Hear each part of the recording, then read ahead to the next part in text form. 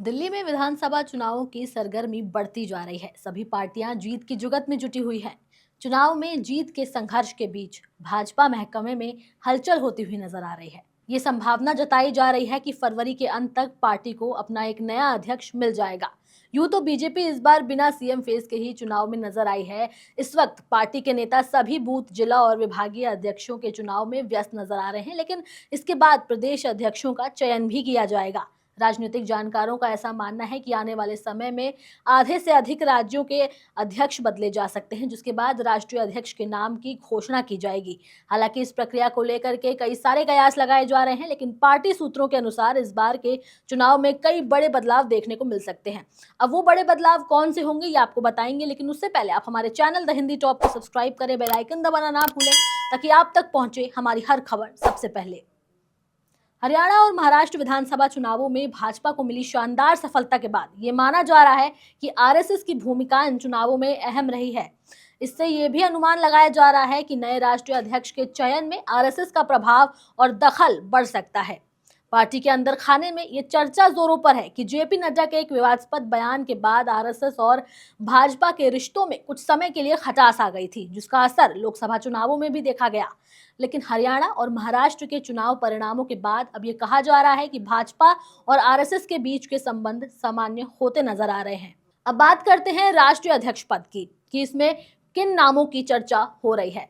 दरअसल केंद्रीय मंत्री मनोहर लाल खट्टर, शिवराज सिंह चौहान, भूपेंद्र यादव, धर्मेंद्र प्रधान और पार्टी के कई वरिष्ठ नेता इस सूची में शामिल है। हालांकि पार्टी के अंदरूनी सूत्रों का ऐसा कहना है कि इन नामों पर अभी भी विचार करना जल्दीबाजी हो सकता है।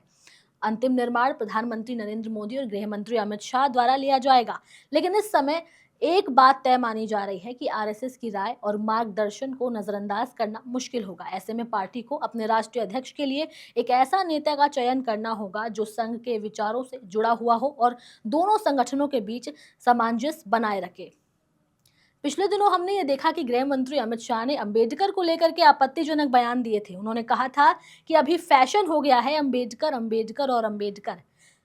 इतना नाम अगर भगवान का लेते तो 7 जन्मों तक स्वर्ग मिल जाता। ये कहना गलत नहीं होगा कि बीजेपी ने अपने लिए इस बयान के चलते अपने लिए ही मुश्किलें बढ़ा दी हैं।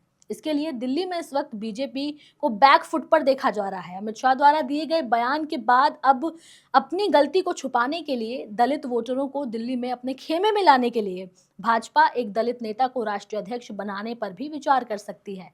ये कदम पार्टी की राजनीति में एक महत्वपूर्ण कदम साबित हो सकता है। अब भाजपा को भी विपक्ष के आरोपों का जवाब देने के लिए एक दलित नेता की आवश्यकता महसूस हो रही है और ये बात भाजपा के लिए चुनौतीपूर्ण हो सकती है। ऐसे में भाजपा दलित समुदाय को अपने पक्ष में करने के लिए एक प्रभावशाली दलित नेता को राष्ट्रीय अध्यक्ष बना सकते हैं। अब इसी संदर्भ में जिन नेताओं के नाम चर्चा में हैं, उनमें केंद्रीय कानून मंत्री अर्जुन राम मेघवाल, पार्टी महासचिव दुष्यंत गौतम और उत्तर प्रदेश मंत्री बेबी रानी मौर्य शामिल हैं। अब इन नेताओं के नाम दलित समुदाय से जुड़े भाजपा की रणनीति के हिसाब से उपयुक्त माने जा रहे हैं। खासकर अर्जुन राम मेघवाल का नाम इसलिए लिया जा रहा है क्योंकि वो एक प्रभावशाली दलित नेता है और उनकी छवि भी साफ सुथरी मानी जा रही है। इसके अलावा दुष्यंत गौतम और बेबी रानी मौर्य भी दलित समुदाय के बीच अपनी मजबूत पहचान बना चुके हैं और भाजपा इनके नाम पर गंभीरता से विचार कर रही है। हालांकि पार्टी सूत्रों का ऐसा कहना है कि अभी इन नामों पर अंतिम निर्णय लेना एक जल्दबाजी ही होगी। भाजपा की कार्यप्रणाली में यह देखा गया है कि पार्टी बड़े फैसले लेने से पहले सभी पक्षों पर विचार करती है और संघ की सलाह को भी बहुत महत्व देती है। इसलिए यह तय माना जा रहा है कि राष्ट्रीय अध्यक्ष के पद के लिए अंतिम चयन में आरएसएस का प्रभाव भी प्रमुख रहेगा।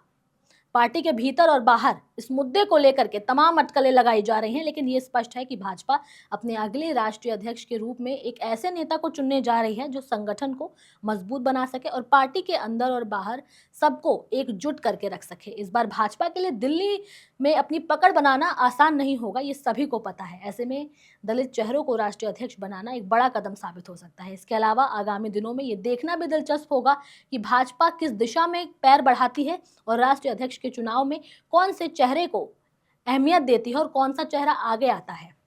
अब आपकी इस पर क्या राय है, आप हमें कमेंट सेक्शन में जरूर बताएं। हमारे चैनल द हिंदी टॉप को सब्सक्राइब करें, हमें एक्स यानी ट्विटर, फेसबुक और इंस्टाग्राम पर भी फॉलो करें।